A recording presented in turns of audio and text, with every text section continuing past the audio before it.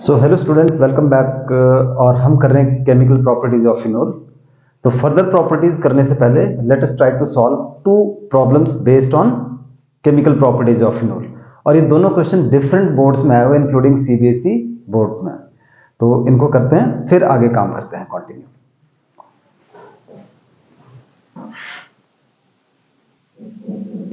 तो क्वेश्चन है जी हमारे पास, an organic compound A with molecular formula C6H6O gives a characteristic color with aqueous FeCl3 solution.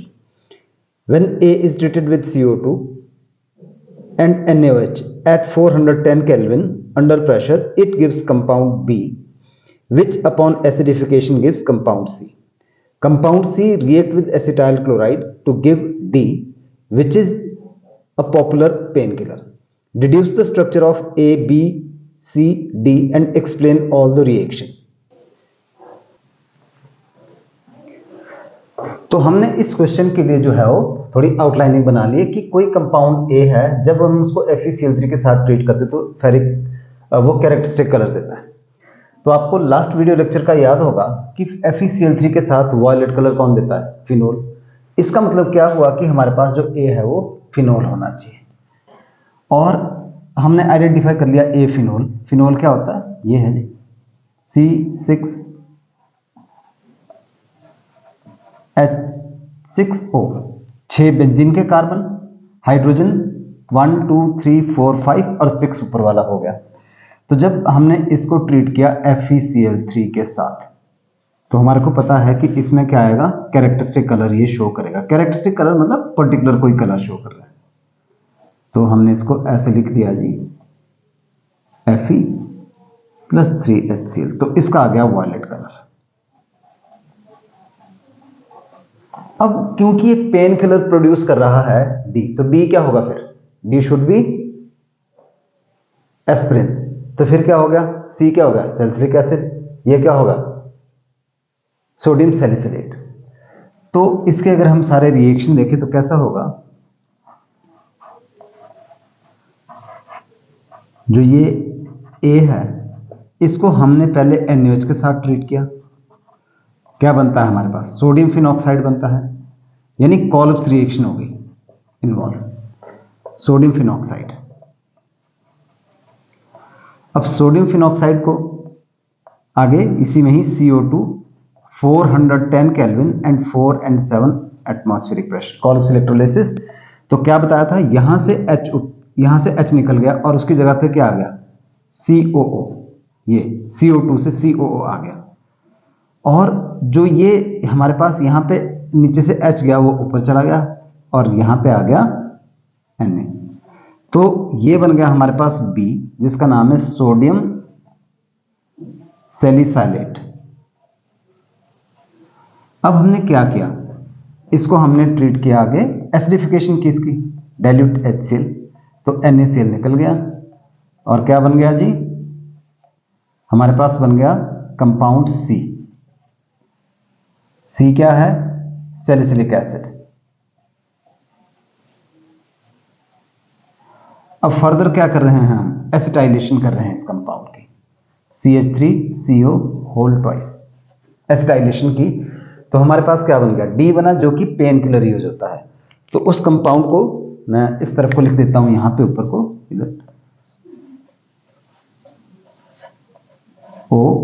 CO CH3COOH plus side product लिखना तो लिख दो। तो this is D, which is aspirin, and this is used as a painkiller. तो इस तरह से ये रिएक्शन हमने सॉल्व कर लिया।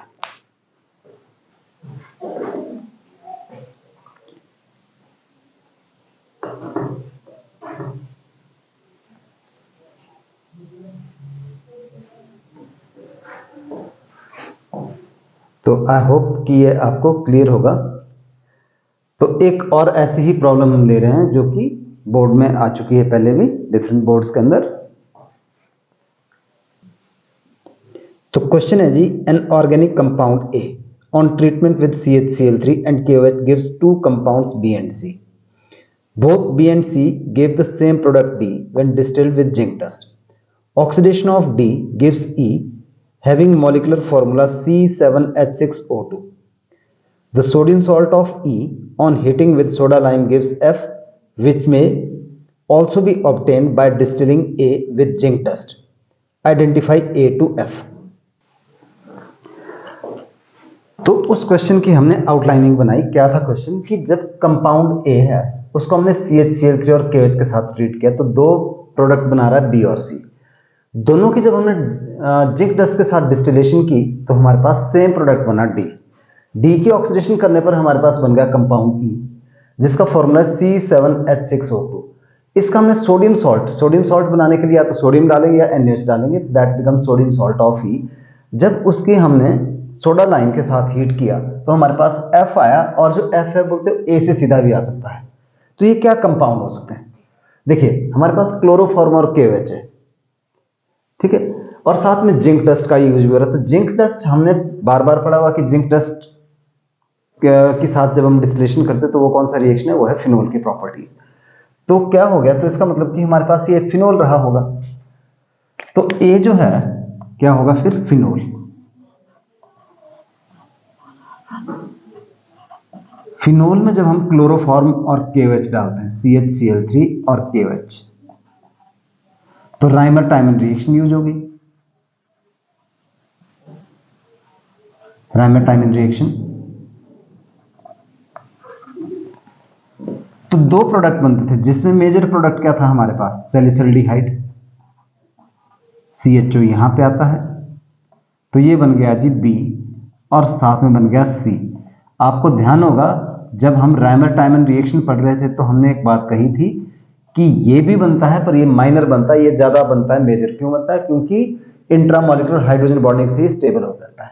तो दिस इज 2 हाइड्रोक्सी बेंजल्डिहाइड,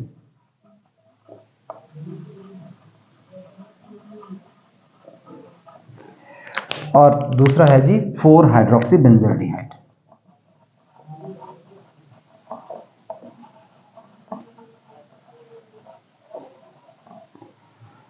जब इन दोनों को फर्दर जो है किसके साथ किया गया, जिंक डस्ट के साथ डिस्टिलेशन की गई,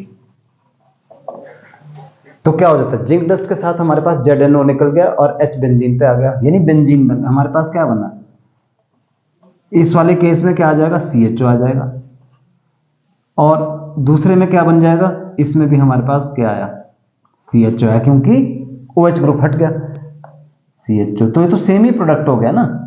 तो this give same product D, जो कि क्या है हमारे पास, बेंजल्डिहाइड। अब हमने जब भी हम बेंजल्डिहाइड की ऑक्सीडेशन करते हैं तो हमारे पास क्या बनता है, बेंजोइक एसिड। एल्डिहाइड की ऑक्सीडेशन करने पर हमारे पास कार्बोक्सिलिक एसिड बनता है C7H6O2। तो this is compound E which is benzoic acid।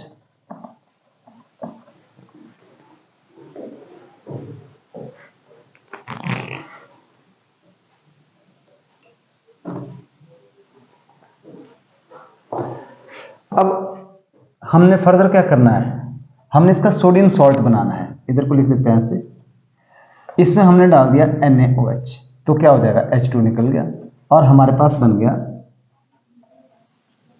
COONA, sodium benzoate. This is sodium salt of E। अच्छा, जब हम इसकी डी कार्बोक्सिल, अब क्या कर रहे हैं हम, सोडा लाइम के साथ इसको कर रहे हैं ट्रीट, NaOH और CaO सोडा लाइम के साथ हीट कर रहे हैं हमारे पास, तो क्या निकल जाता है, Na2CO3। 11th में भी था हमारे पास हाइड्रोकार्बन वाले टॉपिक के अंदर, जब हमने एल्केन की प्रिपरेशन की थी तो वहां पे भी डीकार्बोक्सिलेशन इन्वॉल्व हुआ था रिएक्शन।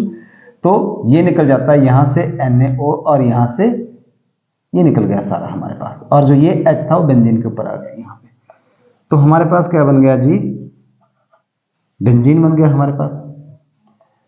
तो दिस इज F क्या है, बेंजीन, और बेंजीन को हम सीधा इससे भी तो बना सकते हैं, फिनोल से, जब हम इसकी जिंक डस्ट के साथ करते हैं डिस्टिलेशन।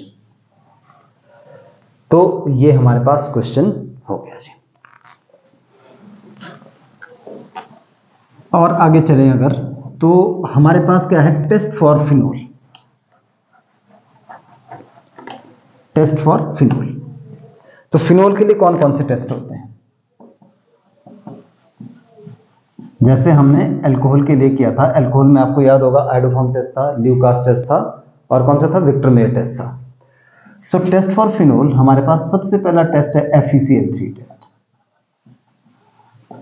FeCl3 टेस्ट में क्या होता है कि अभी हमने क्वेश्चन में भी डिस्कस किया, फिनोल में हम FeCl3 डालने पर हमारे पास क्या बन गया जी, वॉयलेट कलर आता है। दूसरा है एजोडाई टेस्ट। एजोडाई टेस्ट में क्या होता है कि फिनोल में अगर हम बेंजीन डाइजोनियम क्लोराइड ऐड कर देते हैं एल्कलाइन मीडियम में pH 9 to 10 और लो टेम्परेचर पर, तो क्या बनता था, ऑरेंज डाई बनती थी। This is the another test. और तीसरा है हमारे पास bromine water test, Br2 test. तो जब हमने फिनोल में ब्रोमीन वाटर ऐड किया तो हमारे पास 2,4,6 ट्राइब्रोमोफिनोल बन गया, जिसके व्हाइट प्रेसिपिटेट होते हैं। तो इन तीनों टेस्ट से हम जो है वो इसके क्वेश्चंस को सॉल्व करने की कोशिश करते हैं। So let us try to solve the question. जैसे हमारे पास क्वेश्चन आता है कि give one test to distinguish, मेरे पास है जी इथेनॉल एंड फिनोल। क्वेश्चन आएगा give one chemical test to distinguish ethanol and phenol.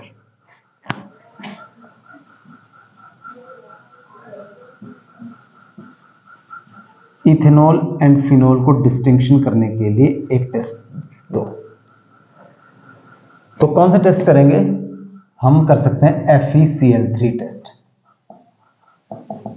क्या होगा कि जो फिनोल है, जब हमने उसमें FeCl3 ऐड किया तो हमारे पास क्या आएगा, वॉयलेट कलर आएगा। कोशिश करनी चाहिए नेम रिएक्शन लिखने की, पर अगर नहीं आया और फिर भी हम करेक्ट ऑब्जर्वेशन करेक्ट टेस्ट लिखे तो फिर भी हमारे को चांसेस है कि मार्क्स मिल जाते हैं एग्जाम्स में। अगर फुल नहीं मिलेंगे तो हाफ तो मिल ही जाएंगे। तो इसमें क्या आ जाएगा, वॉयलेट कलर। और जो हमारे पास इथेनॉल है, इथेनॉल में हम जब FeCl3 डालेंगे तो क्या आएगा, नो वॉयलेट कलर या नो रिएक्शन। तो आप ये अगर रिएक्शन आपको नहीं आता तो आप सीधा भी लिखिए, वर्ड में लिखिए फिनोल, एरो के ऊपर FeCl3 और वॉयलेट कलर लिख दीजिए विदाउट राइटिंग प्रोडक्ट। अच्छा, यह कौन सा कर सकते हैं हम, या हम कर सकते हैं एजोडाई भी कर सकते हैं। तो मैं पूरा तो नहीं लिखूंगा, आपको जस्ट वैसे बता दूं। एजोडाई टेस्ट में क्या करेंगे, जब फिनोल होगा उसमें हम बेंजीन डाइजोनियम क्लोराइड डालेंगे तो ऑरेंज डाई बनेगी। इथेनॉल में डालने पर नो रिएक्शन आएगा। देन और कौन सा होता है हमारे पास, ब्रोमीन वाटर टेस्ट भी होता है। देन जो हमने पहले पढ़ा हुआ ल्यूकास टेस्ट भी होता है, we can also use Lucas test. तो ल्यूकास टेस्ट में क्या होगा कि जो ये इथेनॉल है, जब हम इसमें डालेंगे ल्यूकास रिएजेंट HCl और ZnCl2 तो हमारे पास टर्बिडिटी बनेगी। कब बनेगी टर्बिडिटी? हीट करने पर। तो हम बोलेंगे कि टर्बिडिटी ऑन हीटिंग, ठीक है। और जो फिनोल होगा उसमें क्या आएगा, नो रिएक्शन। उसमें भी हमने ल्यूकास रिएजेंट डाला तो नो टर्बिडिटी, नो रिएक्शन। उसके अलावा और कौन सा टेस्ट हो सकता है, हमारे पास ऑप्शन है, तो इसमें मैं सारी ऑप्शन को कवर कर रहा हूं, बाकी नेक्स्ट क्वेश्चन में सबको करने की जरूरत नहीं पड़ेगी।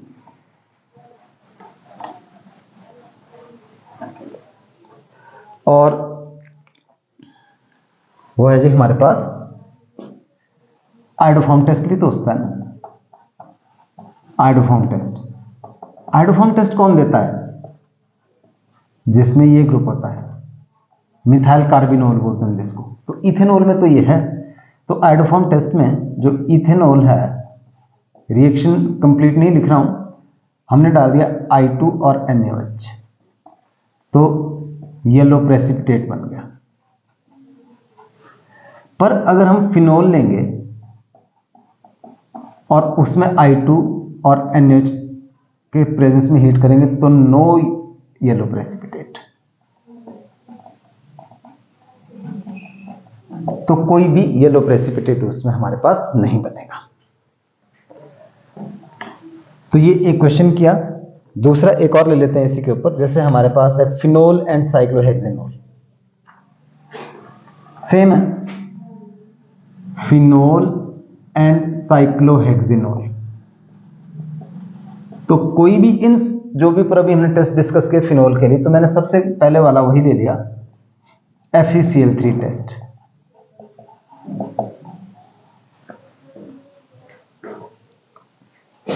FeCl3 टेस्ट, और क्या होगा, जो फिनोल है वो FeCl3 के साथ रिएक्ट करने पर क्या दे देगा, violet colour, C6H5 whole thrice Fe plus 3HCl, violet colour आ गया। पर जो साइक्लोहेक्सेनोल, साइक्लोहेक्सेनोल कैसे होता है हमारे पास, साइक्लोहेक्सेन और ऊपर OH, यानी ये सेकेंडरी अल्कोहल है हमारे पास। तो इसमें डालने पर क्या होगा, FeCl3 डालने पर नो रिएक्शन। ठीक है, एक और ले लेते हैं हम, phenol and benzyl alcohol, phenol and benzyl alcohol.